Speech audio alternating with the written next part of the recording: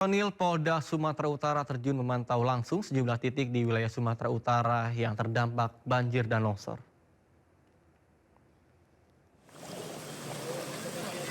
Cuaca ekstrim dan hujan yang berkepanjangan mengakibatkan kota Medan dan sejumlah wilayah lain di Sumatera Utara mengalami bencana banjir dan tanah longsor. Di Medan, banjir terparah terjadi di Jalan Jenderal Sudirman mengarah rumah Gubernur Sumatera Utara. Sejumlah pengendara motor mogok akibat debit air hingga 1 meter. Selain di Medan, Polda Sumatera Utara juga telah menerjunkan 5 kompi personil untuk membantu masyarakat di sejumlah titik bencana seperti di Tapanuli Tengah, Tapanuli Selatan, Tapanuli Utara, dan Sibolga, Sumatera Utara. Nanti Bapak dari sini. Sampai hari ini kami lagi mendata semuanya, personel kami semua turun ke jalan untuk bisa membantu masyarakat. Tapsa sampai sekarang masih isolasi, besok akan diusahakan untuk masuk bersama Pusbida datang ke wilayah Tapeng dan Sibolga. Sudah mengirimkan sekitar 5 kompi ke wilayah Sibolga untuk membuka jalur dari wilayah Tapeng, dari Padang Sempuan, dari Asahan, mencoba untuk membuka jalur sampai ke wilayah Tapeng dan Sibolga. Pemirsa, banjir di sejumlah titik di Kota Medan masih belum surut. Salah satunya di kawasan Perumnas Himalingkar, Kelurahan Mangga, Kecamatan Tuntungan, Kota Medan hingga malam tadi. Sejumlah ruas jalanan di Kota Medan terendam banjir. Banyak warga yang terpaksa mengungsi ke tempat yang lebih tinggi. Warga yang hendak pulang ke rumahnya tidak berani melintas karena derasnya luapan sungai Baburang yang membanjiri kawasan. Sebagian warga terpaksa menunggu dan mengungsi di sepanjang jalan serta meminta bantuan langsung kepada pengguna jalan untuk membutuhkan makan.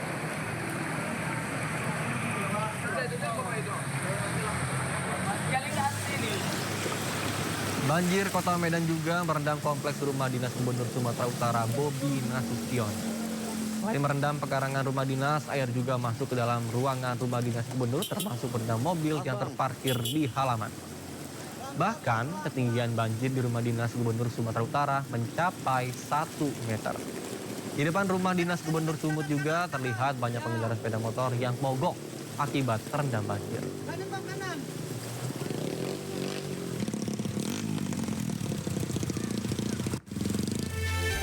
Media sosial diramaikan kabar petugas PT KAI diduga dipecat gara-gara tumbler salah satu penumpang hilang.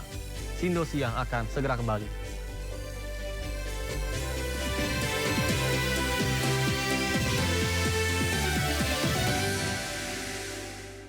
Terima kasih Anda masih bersama kami di Sindo Siang bersama saya Nata Arman. Pemirsa, peristiwa pembunuhan di sebuah rumah kos menghebohkan masyarakat Nganjuk, Jawa Timur. 2 korban meninggal, ternyata istri dan anak anggota polisi.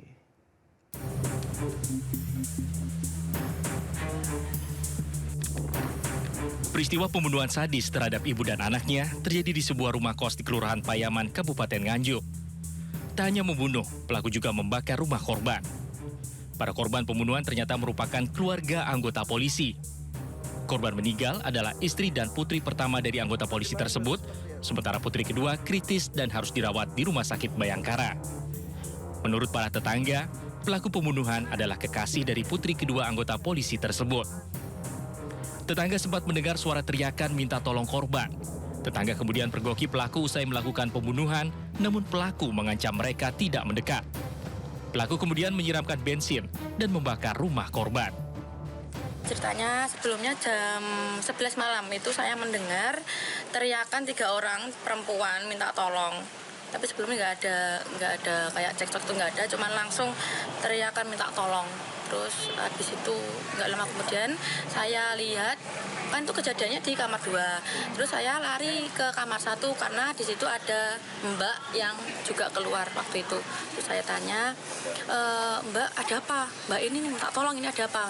Terus dalam lama kemudian si pelaku keluar, terus balik lagi kamar, terus balik lagi dengan keadaan membawa senjata yang sudah berlumur darah dan seluruh badannya sudah berlumur darah. Terus menodong saya dan Mbak di kamar 1, disuruh masuk ke kamar masing-masing. Suaminya itu polisi katanya dari Kertosono, yang mencarikan kosan itu juga suaminya, suami yang keberapa kok gak enak, kok gak ada Kok laki-lakinya di situ kok perempuan semua, enggak korbannya itu di dalam pisau.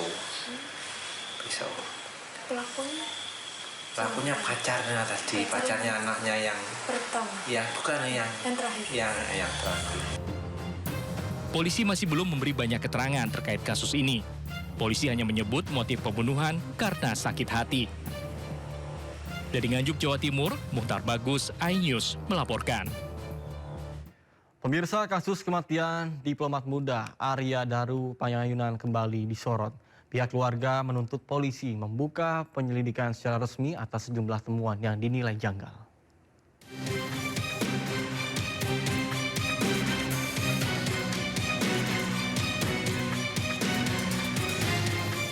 Misteri yang menyelimuti kematian diplomat muda Kementerian Luar Negeri almarhum Arya Daru Pangayunan memasuki babak baru yang mengejutkan. Pihak kuasa hukum keluarga mengungkap temuan signifikan bahwa ADP pernah melakukan check-in bersama seorang wanita berinisial V. Temuan ini mendorong tim kuasa hukum untuk mendesak Direktorat Reserse Kriminal Umum Polda Metro Jaya agar segera meningkatkan status penanganan kasus dari penyelidikan ke tahap penyidikan. Kuasa hukum keluarga Arya Daru, Nikolai Aprilindo, menegaskan bahwa eskalasi status kasus menjadi krusial untuk mengungkap kebenaran di balik kematian janggal ADP. Privasi yang disampaikan kemarin oleh pihak penyelidik kepada kami tentang adanya masalah check-in sebanyak 24 kali itu antara almarhum dengan Farah, itu adalah hasil fakta penyelidikan dari penyelidik. Tetapi tidak didukung dengan bukti-bukti yang kuat, bukti-bukti yang valid tentang apakah betul mereka check-in untuk melakukan tindakan asusila atau untuk kepentingan apa dan kepentingan siapa. Itu tidak pernah dan tidak dapat dibuktikan oleh pihak penyelidik. Sebelum kasus resmi naik ke tingkat penyidikan, Nikolai meminta adanya mekanisme gelar perkara terlebih dahulu. Menurutnya langkah ini penting untuk memastikan semua aspek dan bukti ditelaah secara transparan dan komprehensif. Nikolai mengungkapkan berdasarkan informasi yang diterimanya dari Polda Metro Jaya hingga saat ini gelar perkara terkait kasus kematian ADP belum pernah dilaksanakan. Fokus utama dari desakan pihak keluarga adalah pendalaman informasi mengenai sosok wanita berinisial V.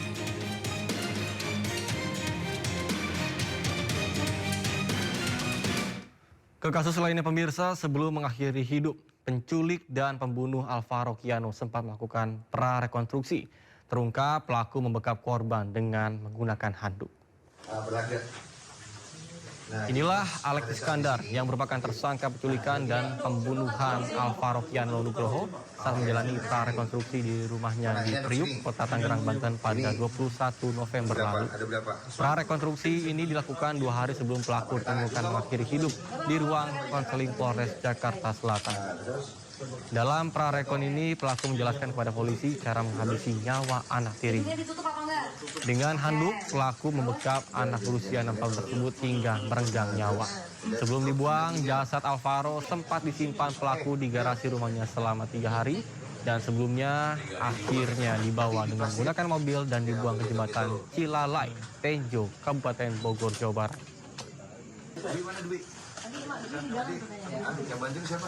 KKN karena sudah kenal dengan AI, karena ini merupakan ayah tirinya, dan selain karena AI juga menjanjikan KKN untuk bersama-sama dengan dia keluar untuk membeli mainan dan makanan.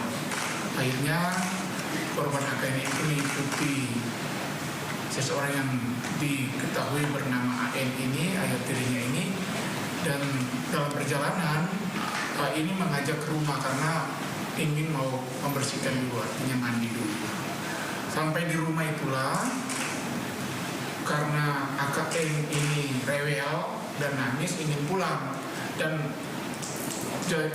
mainan yang dijanjikan itu tidak kunjung ada, belum dibeli. Akhirnya dari situlah, karena AKN rewel nangis, akhirnya keluar dari situ. Menurut keterangan ayah tirinya AI ini, Dari situ AKN disekap dengan handuk yang tergantung dan juga dicekik.